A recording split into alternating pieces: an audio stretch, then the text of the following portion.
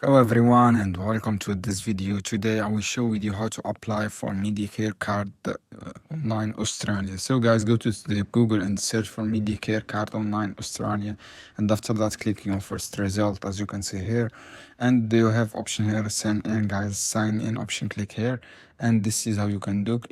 If you have account, click on sign in. If you don't have any account, click create account.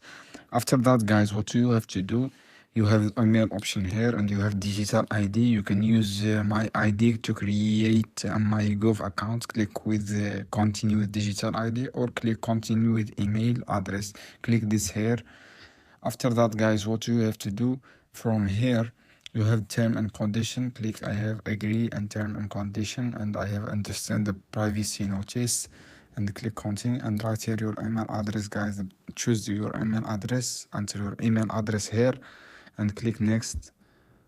This is step you have received a code guys and your email, and click just next. Wait guys to receive my email. This is how you can do guys. I hope this video helpful for you. See you on another video soon. Don't skip like and share this video for more content.